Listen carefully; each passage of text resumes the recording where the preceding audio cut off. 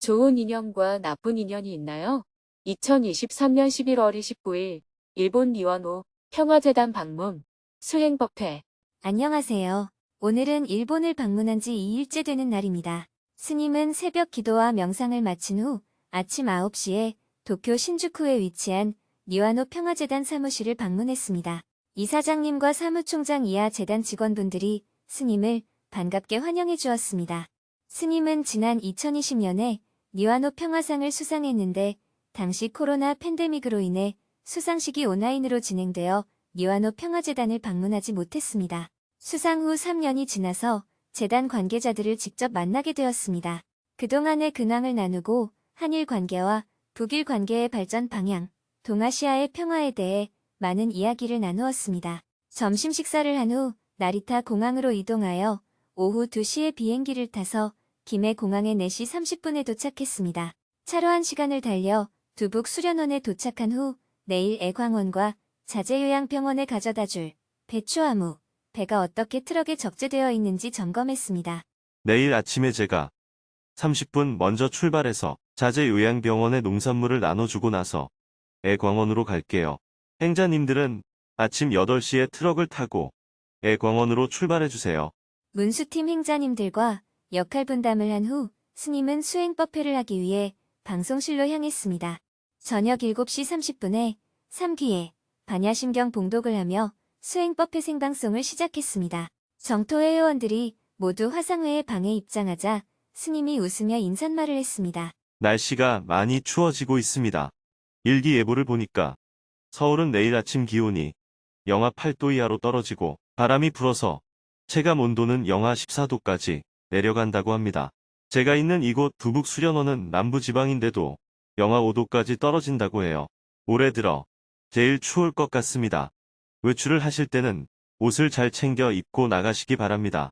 작년에는 11월 날씨가 따뜻해서 올해는 공동체 김장을 12월로 늦추었는데 갑자기 11월 날씨가 계속 영하로 떨어지니까 김장 날짜를 잘못 잡은 것 같아요. 보통은 김장을 할 때 물을 뽑는데 벌써 기온이 영하로 떨어지니까 지난 금요일에 물을 미리 뽑았습니다. 무는 얼기 전에 밭에서 뽑아야 하거든요. 그리고 토요일에는 천룡사에서 불심도문 큰 스님을 모시고 특별법회를 했고 일요일에는 외국인 노동자 130여 명을 초대해서 봉암사를 참배하고 선유동 연수원에서 증문즉설 법회를 했습니다. 봉사해주신 정토회 회원 여러분께 감사 말씀을 드립니다. 그리고 어제와 오늘은 일본을 방문했습니다. 한반도와 동아시아의 평화를 위해서 일본이 해야 할 역할에 대해 제안하고 논의하기 위해 일본의 원로들을 만났습니다. 일본에 간 김에 도쿄에서 한국 교민을 위한 증문즉설 강연도 했습니다. 350여 명이 참석하여 성황리의 강연을 잘 마쳤습니다. 그리고 제가 2020년 10월에 아시아의 종교 노벨 평화상으로 불리는 니와노 평화상을 수상한 바가 있어서 니와노 평화재단을 방문하여 인사를 나누고 법회 시간에 맞춰 방금 전에 두북 수련원에 도착했습니다. 이어서 지난주에 으뜸절에서 회원들이 실천 활동을 한 모습과 스님이 물을 수확하고 외국인 노동자들과 가을 나들이를 하고 온 모습을 영상으로 함께 보았습니다.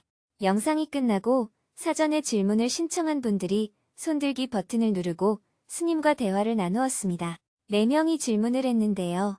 그중 1명은 나쁜 인연과 좋은 인연이 있는 것인지 불편한 사람을 어떻게 대해야 하는지 질문했습니다. 좋은 인연과 나쁜 인연이 정말로 있는 게 아닐까요? 저는 스님의 법문 중에서 나를 괴롭히러 찾아오는 인연은 없다라는 말씀에 의문이 생겼습니다. 가끔 사회면 뉴스의 사건 사고 소식을 들으면 안타까운 마음을 넘어서 화가 날 때가 있습니다. 지속적인 학대로 목숨을 잃는 아이가 있는가 하면 등산하다가 생면부지에 사람에게 큰 변을 당하는 사람도 있습니다. 올여름 사회적으로 큰 이슈를 만들어냈던 교사 자살 사건 등 사회면에 실리는 사건 사고 소식을 접할 때면 누군가로부터 괴롭힘을 당하거나 더 나아가 죽음에까지 이르게 하는 악연이라는 것이 분명히 있는 것 같습니다. 이런 인연들조차 나를 괴롭히려고 찾아온 인연이 아닌 걸까요? 좋은 인연과 나쁜 인연이라는 것이 정말 있는 게 아닐까요? 두 사람이 만나서 나에게 이득이 있으면 이름하여 좋은 인연이라 부르는 것이고 나에게 손해를 끼치면 나쁜 인연이라고 부르는 것이지 선연이 따로 있고 악연이 따로 있는 것이 아닙니다. 예를 들어서 내가 누군가에게 돈을 빌려줬는데 돈을 못 돌려받았다면 내 입장에서 상대방은 악연이라고 느껴지겠죠.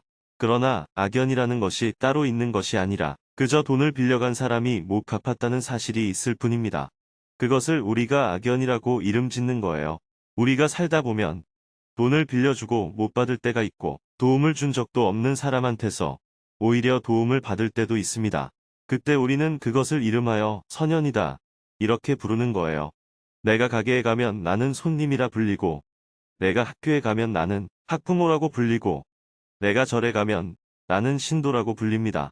이처럼 나는 어떠한 정해진 존재가 아니라 인연에 따라서 불리는 이름이 달라질 뿐이에요. 악연이니 선연이니 하는 것도 마찬가지입니다.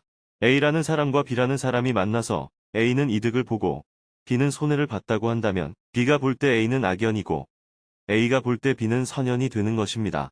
자신의 입장에서 악연과 선연이라는 이름을 붙이고 있는 거예요. 만약에 누군가 좋은 인연을 만나고 싶다 하고 말한다면 이 말은 누군가를 만나서 이득을 보고 싶다는 뜻입니다. 예를 들어 어떤 사람이 물건을 훔쳤다고 합시다. 그 사람은 물건이 필요해서 가지고 간 거예요. 그런데 상대방은 자신의 물건을 잃어버렸으니까 그의 입장에서 볼 때는 나쁜 인연이 되는 거죠. 내가 어떤 물질을 먹었는데 병이 낫게 되면 그 물질을 이름하여 약이라고 하는 겁니다.